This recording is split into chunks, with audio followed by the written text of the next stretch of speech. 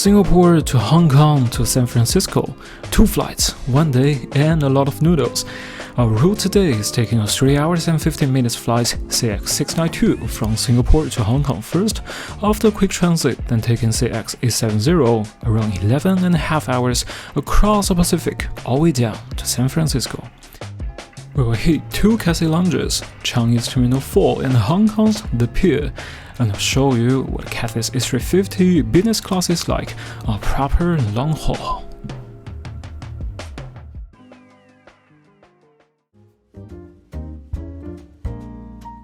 As usual, our journey starts from Changi Airport, but this time Terminal 4, the quiet sibling of the Changi family. Smaller but easier, cause you don't need to take your laptop out when passing the security check here, and yes, Cathay operates from here. My first flight departs at 8 o'clock in the morning. When I arrived at the airport around 6, it was still pretty quiet. The lounge sits airside on the mezzanine level of T4. After security, head towards the G gates near G12, then take the escalator up. You will see Cathay on the landing, right across from the Blossom Sets Lounge.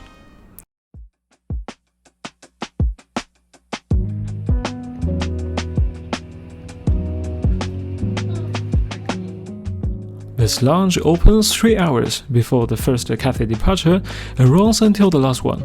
At this moment, the entry is for the first or business class passengers, Cathay members above Silver with Cathay Fly, above Gold with any Vanguard Fly, and Vanguard Sapphire or Emerald members. The headliner is the noodle-bar, Cathay's signature. You can order fresh noodles like my Dan Dan Mian and regional specials like Siu Mai and Hagao. I learned this from Duolingo, so my apologies. There's also a buffet with hot and cold dishes, baked stuff, cheese and cooked cards, plus a self-serve bar. Design is usual Cathay vibe. Wood tones, soft lamps, a mix of sofa, bistro tables, and bar seating. For work, there's area called the Bureau with 2 PC, 1 Mac, and a printer, but plenty of power and USB are dotted around in the lounge. Although I do like the design here, but I still want to mention some lowlights for me. There are no shower rooms in this lounge, also there's no manner bar, so if you're expecting to have a Cathay delight, you may need to hold a bit longer until on board.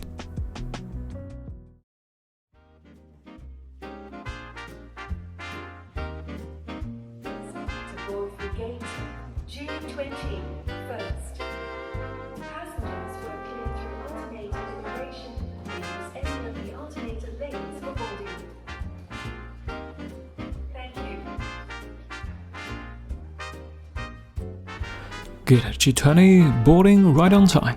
Let's hop on our flight into the morning sky with the A350 to wake up gently.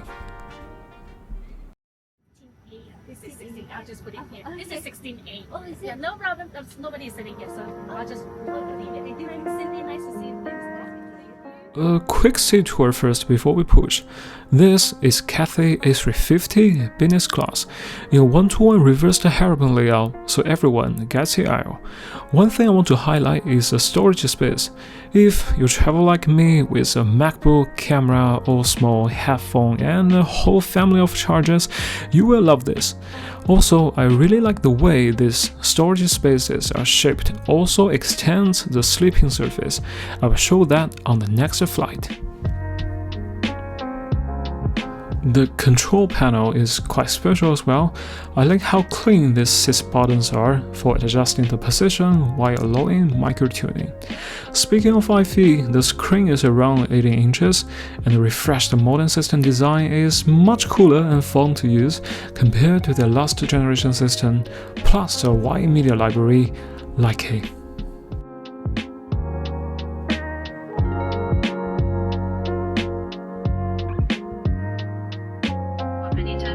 by switching on the set outside and through an instant message or announcement. Alright, sit her down, breakfast time. Served shortly after takeoff on this 3 hours and 15 minutes flight. The menu is simple but pretty solid. Fruit, yogurt or cereal to start, then 3 meals to choose from. Western scrambled egg, or Chinese dim sum, or roasted duck noodles. For beverages, I choose Cathay Delight since still in the morning. It's a mix of kiwi, coconut milk, mint, but it blends very well, and extremely refreshing when it's 10,000 feet off the ground. For the food, siu-mai is meaty with a little pop of sweetness, the beancurd wrap is full of cozy filling, and the veggie dumpling keeps it bright. Everything is telling me, yes, we are flying to Hong Kong.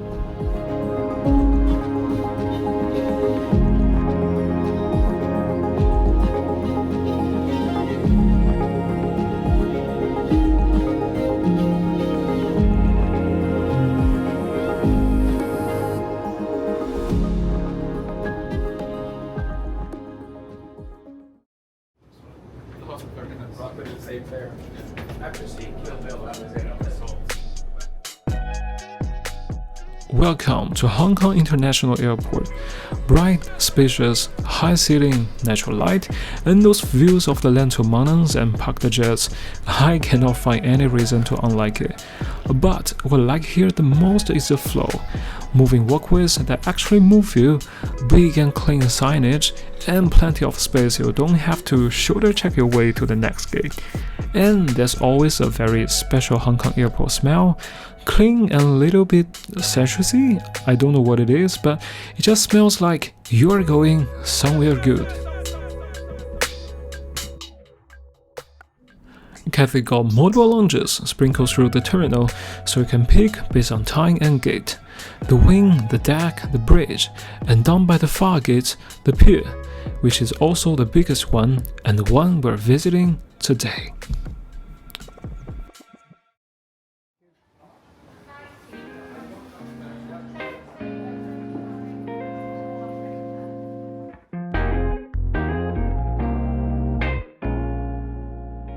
The Pier Lounge is so huge, maybe basically a small village already.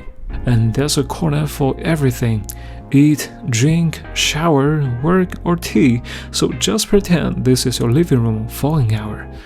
The design is pure Cathay, calm wood tones, soft lighting, and the low-key spa in an airport kind energy. It just feels unhurried. I feel the moment I walk in, my shoulders drop maybe 2.5 centimeters.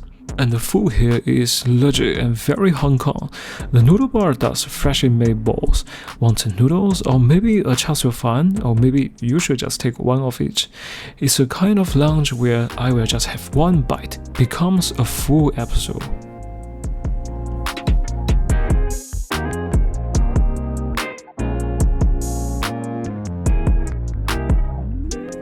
Then there's a tea house, my favorite corner. Modern lines, but the vibe is quietly Eastern and comforting. The kind of space you don't see from most airlines. They usually offer 10 teas, plus a seasonal special, and a small selection of tea snacks to nibble on. Find a quiet seat, slow down for 5 minutes, and just breathe in the aroma of tea. It's a real memory hook. You are leaving thinking, alright, this is a lounge with the tea service.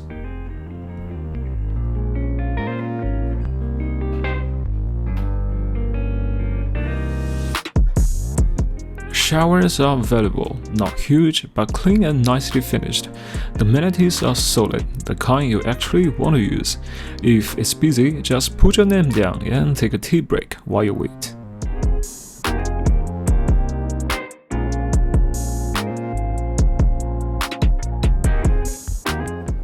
Alright, that's the pier. It feels like a warm little city, plenty of corners to eat, work, or just zone out. You can buzz at peak times, but the space soaks it up. Now I'm topped up on tea, noodle power, and ready for the long one. Let's head to the next gate and meet CX A70.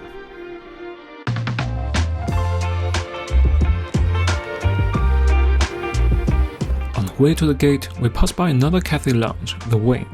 Maybe we will visit in a future episode.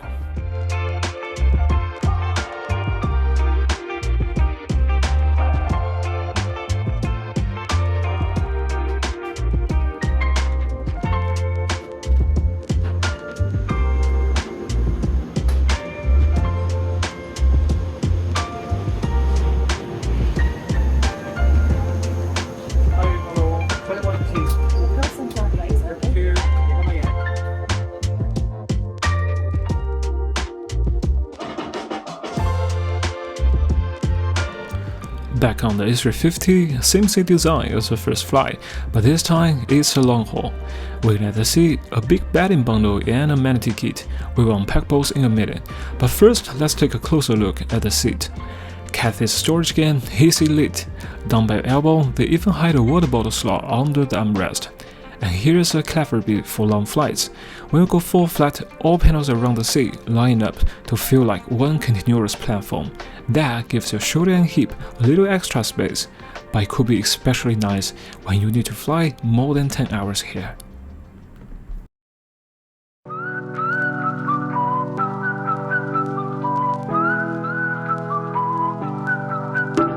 Incredulous, getting better all the time, it's ridiculous. I'm taking back what's mine, I'm serious. Can't you see the sign? Pluck the cherry from the vine, getting better all the time. I think I see it now. Like wow, it's getting better, better, getting better all the time.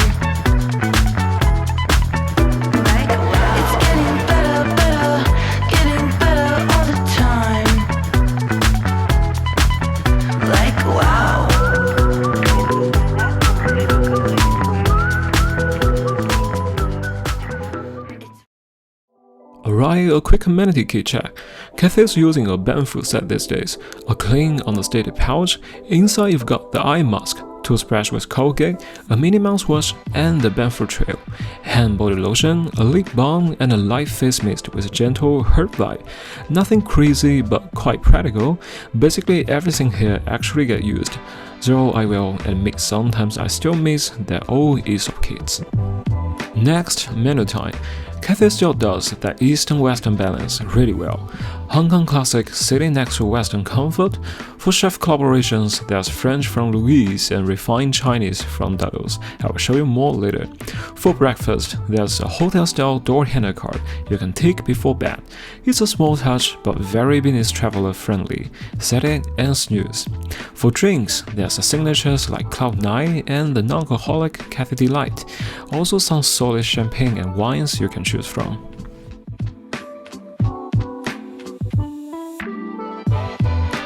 My starter is spiced beef shank with dragon fruit marinated Chinese yuan, a quite unique one. That dragon fruit marinade adds color and a light tropical note without getting too sweet. For the main, I went chili and beer braised duck. Flavor is big. Melty from the beer plus soy and chili worms, the duck got very savory glaze. But just my dish feels a bit over roasted, the veggie becomes soft and the rice feels a little bit dry. But overall, it's a very comfort dish.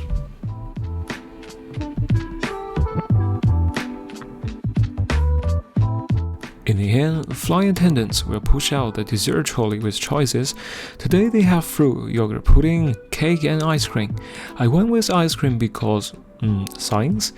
It's a simple, sweet finish while the cabin lights fade and the movie starts. I got one of my best sleep in the air. The bedding is with good quality and very comfortable. Proof? I kind of forgot to film more footage of this part. I guess my camera also took a nap. When the lights come up, breakfast landed fast. I went congee and then some. It was so comforting to wrap up an 11.5-hour ride with this.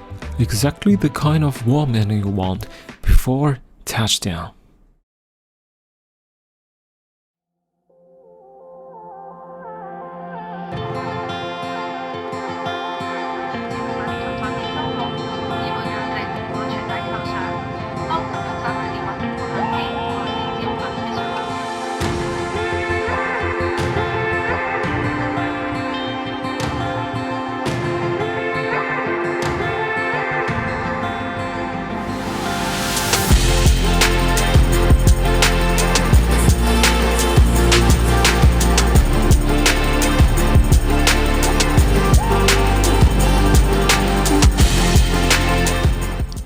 Alright, final thoughts.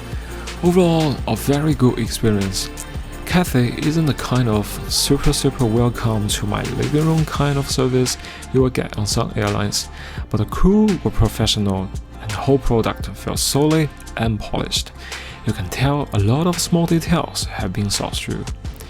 We were not on their latest Gen 3, and yeah, privacy isn't top tier here, but for me, especially on business trips, Cathay still wins on being smooth and reliable. The seat works, the storage makes sense, the food feels local, the lounges are very unique, and most importantly, the flight flows safely. I know there have been mixed opinions about Cathay lately, but my own experience on this road was positive. And there's something about the name, Cathay Pacific, that still feels a little romantic for me. The idea of crossing the Pacific. I hope they keep pushing, keep the unique touches, and keep polishing. Next up, I'm flying Starlux back to Singapore via Taipei, and later JAL on same corridor with the latest A350 to compare. If you wanna see how they stack up against the Cathay, subscribe, drop a comment, safe travel, and we'll see you in the next one.